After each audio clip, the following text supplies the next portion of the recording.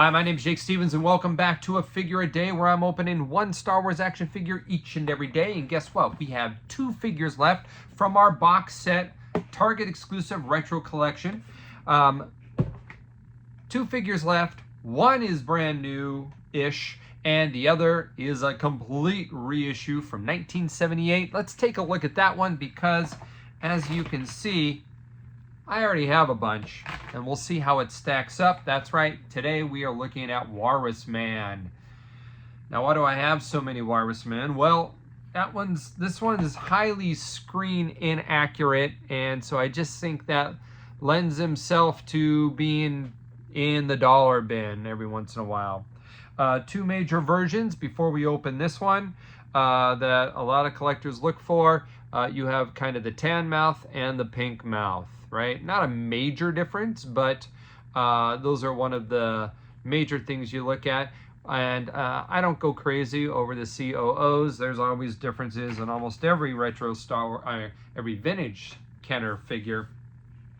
But let's see how it stacks up to Walrus Man here, part of the retro collection. When this figure was announced as part of this box set, I hoped that there would be something different about him.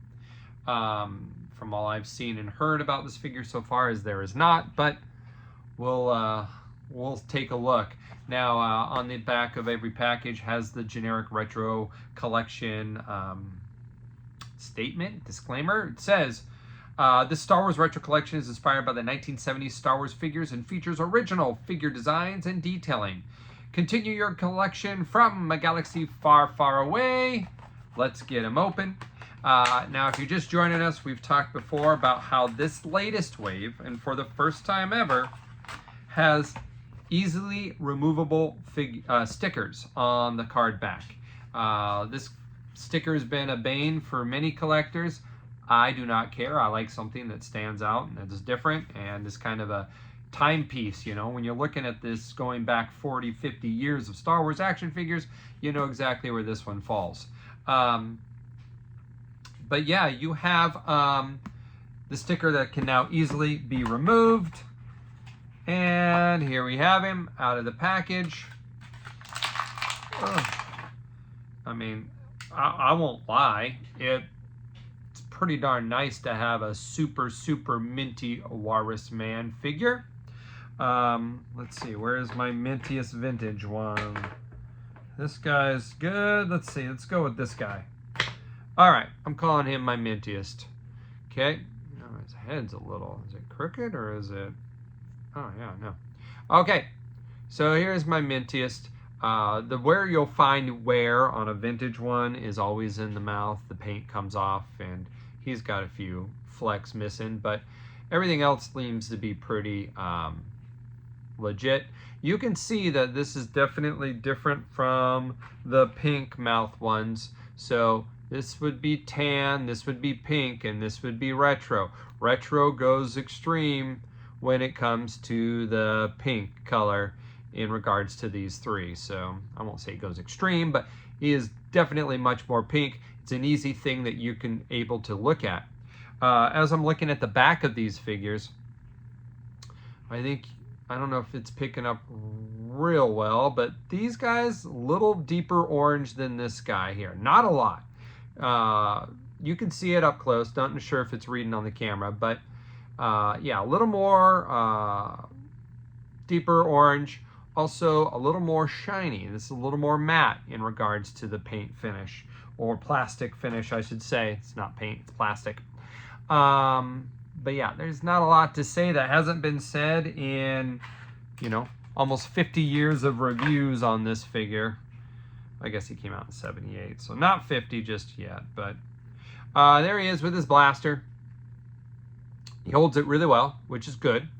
Now, when I first heard this figure was released, I hoped that they would make his arm removable. Arm is not removable. I thought that would be a reason you would put him in a pack and make him part of a set that includes 5 new figures. Why not make something new on the 6th figure? Still a mystery to me.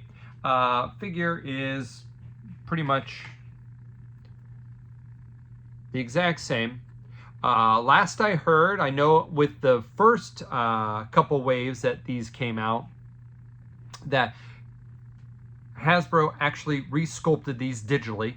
And what they did is they actually scanned Steve Evans' actual Star Wars action figures that have been his for decades, I think from childhood even. So his childhood figures, or at least the figures he owns, are the ones that became the basis and the scan for these. So that's why they are very, very, very, very close in design and everything else, but they are original because the molds to Kenner figures actually ended up in actually ended up holding down piers and whatnot in Hong Kong's bays, thrown in the water. So that's why they don't exist. Now the vehicles survived until they weren't usable anymore. You'll notice we don't get a lot of reissued ships like we did in the early days with Power of the Force 2, because those molds sustained and survived, but they did not for the action figures. So, all right, well, let's see, what number is this? 1, 2, 3, 4, 5, 6, 7, 8, 9, 10. So here's 10 vintage. Meet your newest guy. Welcome to the family.